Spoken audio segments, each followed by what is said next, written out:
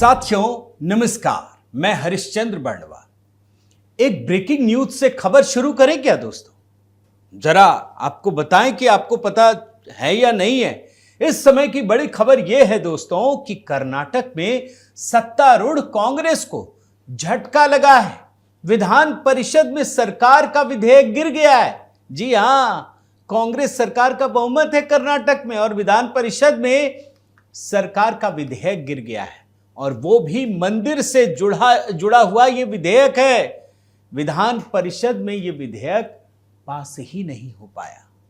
अब जरा सोचिए कि कांग्रेस सरकार, जिसके विधानसभा में तो बहुमत है, लेकिन विधान परिषद में वो विधेयक को पास ही नहीं करा पाई। अब ये कल की खबर है, मगर क्या किसी ने दिखाया? किसी मेन स्ट्रीम मीडिया ने दिखाया ये खबर कितनी बड़ी है, किस तरीके की है और कैसे गिर गई? कुछ पता चला? नहीं चला होगा दोस्तों। और आखिर में क्यों गिराई गई, ये भी महत्वपूर्ण है। मगर आज खबर दोस्तों सिर्फ कर्नाटक से नहीं है, बल्कि एक खबर असम से भी है। मैं दोनों खबर बताऊंगा, दोनों बड़ी खबर है। देश के दो राज्यों में बन रहे दो कानून की चर्चा इसलिए जरूरी है क्योंकि एक राज्य कर्नाटक में कांग्रेस की सरकार है तो दूसरे राज्य असम में भाजपा की सरकार है। इन दोनों ही राज्यों में बन रहे दो कानून से आपको अंदाजा लग जाएगा कि कांग्रेस की सरकारों में भारत का क्या हाल हुआ और भाजपा की सरकार में भारत का हाल क्या होगा। यह ऐसी तस्वीर है जिसमें दो कंट्रास्ट एक साथ नजर आते हैं। अब आपको पहले मैं कर्नाटक की ही बात बताता हूं दोस्तों। कर्नाटक की कांग्रेस सरकार ने कुछ दिन पहले ही विधानसभा से एक कानून पारित किया। मैं आपको दिखा चुका हूं। इसमें यह नियम बनाया गया कि राज्य के हिंदू मंदिरों से 10% का टैक्स लिया जाएगा और इस कानून में यह भी नियम बना कि हिंदू मंदिरों के प्रबंधन की कमेटी में दूसरे धर्मों के लोगों को भी शामिल किया जाएगा। बताइए, हिंदू मंदिर, हिंदू प्रबंधन, उसमें दूसरे धर्म के लोग। और विधानसभा में कांग्रेस के पास बहुमत था, इसलिए यह विधेयक विधानसभा में आसानी से पारित हो गया। लेकिन जैसे ही विधान परिषद में यह विधेयक पहुंचा दोस्तों, भाजपा के बहुमत के कारण पारित न हो सका। अब आप समझ लीजिए कि मोदी जी और देवगौड़ा का भी नाम ले रहा हूं मैं आपके सामने। क्यों जानते हैं खेल क्या हुआ है, कैसे यह विधेयक गिर गया? कर्नाटक विधान परिषद में दोस्तों सदस्यों की कुल संख्या 75 है। 2 सीट खाली है, यानी 73 हो गए। अब इसलिए बहुमत का आंकड़ा 37 है। भाजपा के पास कुल 35 सदस्य हैं, लेकिन एक सदस्य सभापति है, तो भाजपा का जो कुल संख्या हुआ वो अब 34 हो गया। वहीं जेडीएस के सदस्यों की संख्या 8 है और इस तरह से विधान परिषद में भाजपा और जेडीएस के कुल सदस्यों की संख्या 42 है। कांग्रेस के पास सिर्फ 29 सदस्य है, निर्दलीय 1 है, यानी बहुमत का आंकड़ा 37 है और भाजपा और जेडीएस के सदस्य 42 हैं, यानी बहुमत से कहीं अधिक। और यही कारण है कि यह विधेयक विधान परिषद से पारित नहीं हो पाया। और इसीलिए मैं आपको बता रहा हूं कि ये जो जुड़े हैं ना मोदी जी के साथ, जेडीएस के देवगौड़ा साहब, आप समझ लीजिए खेल कहां पर हुआ। आप ये जानकर हैरान रह जाएंगे दोस्तों कि जिस समय हिंदू रिलीजियस टेम्पल एंडोमेंट्स विभाग के मंत्री रामलिंगम रेड्डी ने यह विधेयक विधान परिषद में वोटिंग के लिए रखा, उस समय कांग्रेस के मात्र 7 विधायक ही उपस्थित थे, 7 ही विधायक। और इस तरह से यह विधेयक विधान परिषद में सदस्यों की गणित के कारण ठंडे बस्ते में चला गया। लेकिन मंत्री महोदय और कांग्रेस की तो फितरत आपको पता है ना। मंत्री महोदय रामालिंगम रेड्डी ने कहा कि वो इस कानून को सोमवार यानी 26 फरवरी को कल एक बार फिर से विधानसभा से पारित करवाएंगे। अड़े हुए हैं, रुकेंगे नहीं।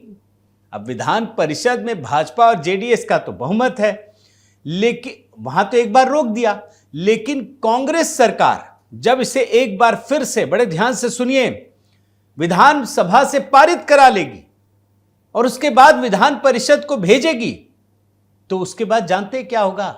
तब यह कानून बनना तय है। क्योंकि भले ही विधान परिषद पारित ना होने दे, लेकिन भारत के संविधान में ऐसे प्रावधान हैं कि विधानसभा को विधान परिषद से अधिक शक्ति दी गई है। दोबारा पारित किया तो कानून बनना तय है और संविधान की धारा 197 के तहत विधानसभा के पास ऐसी शक्ति है। अब चलिए संविधान की ही बात है, लेकिन जरा सोचिए कि अगर यही काम भारतीय जनता पार्टी के शासित राज्य में होता तो क्या होता। सब संवैधानिक प्रावधान है, संविधान खतरे में पड़ जाता, सेकुलरिज्म तहस नहस हो जाता। भाई सीएए कानून तो संविधान के अंतर्गत ही पारित हुआ ना, या बाकी कानून, लेकिन वहां संविधान खतरे में हो जाता है।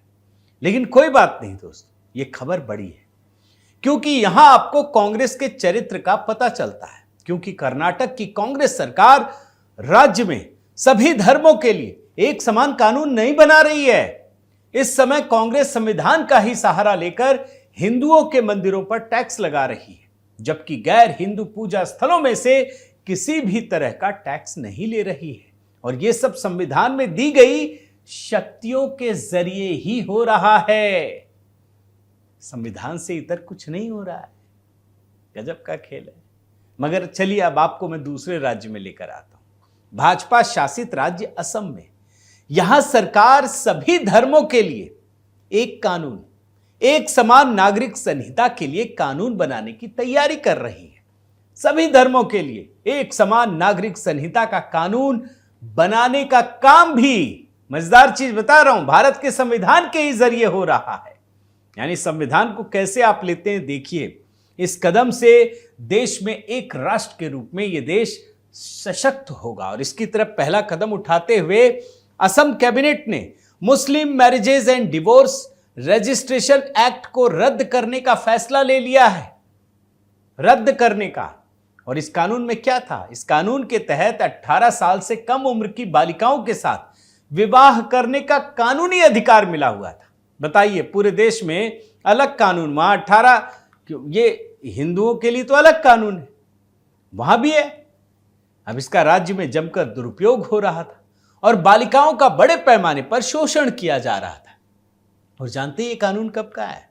1935 में अंग्रेजों ने बनाया था, अंग्रेजों के समय बना था। अब इस कानून के हटने का असम में यह मतलब है कि कैबिनेट से किसी भी समय एक समान नागरिक संहिता कानून यानी यूनिफॉर्म सिविल कोड बनाने का जो विधेयक है वो विधानसभा में पेश करने का फैसला लिया जा सकता है। क्योंकि इस पर असम कैबिनेट में चर्चा हो चुकी है। भले ही अभी फैसला नहीं हुआ हो, लेकिन बातचीत शुरू हो गई, सैद्धांतिक रूप से बहुत सारी चीजें कर ली गई हैं। और इस प्रकार से दोस्तों, उत्तराखंड और गुजरात के बाद असम देश का एक ऐसा तीसरा राज्य होने वाला है जहां एक समान नागरिक संहिता के लिए कानून बनाने को लेकर सरकार ने कदम बढ़ा दिए हैं। देश के दो राज्यों की ये दो तस्वीरें बताती हैं कि संविधान के तहत ही कर्नाटक में कांग्रेस सरकार मुस्लिम तुष्टीकरण के लिए हिंदुओं के मंदिरों पर तो टैक्स लगा रही है, लेकिन दूसरी तरफ क्या कर रही है? बजट से मुसलमानों के लिए 10,000 करोड़ का बजट देने की तैयारी कर रही है, अल्पसंख्यकों के लिए।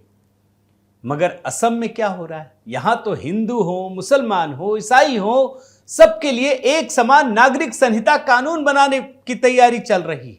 और इस कानून के जरिए भारत एक सशक्त राष्ट्र के रूप में विकसित होगा।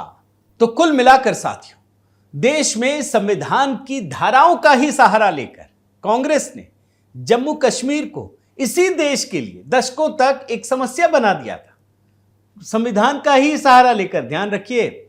और आखिर में जब आर्टिकल 370 को संविधान के तहत ही हटाया गया तो उसे भी सुप्रीम कोर्ट ने संवैधानिक माना।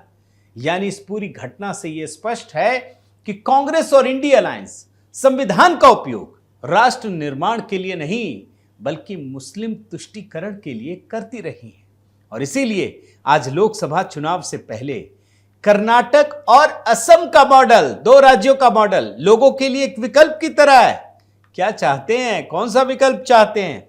आज देश की 140 करोड़ जनता के लिए सजग रहने का समय है कि सत्ता उन पार्टियों के हाथों में ना पहुंचे जो संविधान का उपयोग क्या दुरुपयोग राष्ट्र निर्माण के लिए नहीं बल्कि राष्ट्र को तोड़ने के लिए, उसे विभाजित करने के लिए करते हैं। तो इसीलिए मैंने दोनों राज्यों को एक साथ जोड़कर दोस्तों दो कहानी बताई और दोनों कानून बनाने की तैयारी है। उम्मीद है दोस्तों आपको पसंद आया होगा। आपके क्या विचार हैं आप शेयर कीजिए, बताइए, और सही है गलत है, आपका नज़रिया क्या है, कैसे होना चाहिए, वो सारी चीज़ें ज़रूर बताइएगा। बहुत बहुत धन्यवाद। आपसे निवेदन भी करता हूं कि आप मेरे इस चैनल को ज़रूर सब्सक्राइब कीजिए, लाइक कीजिए और ये बेल आइकन भी प्रेस करना मत भूलिएगा। बहुत बहुत धन्यवाद। जय सिया राम।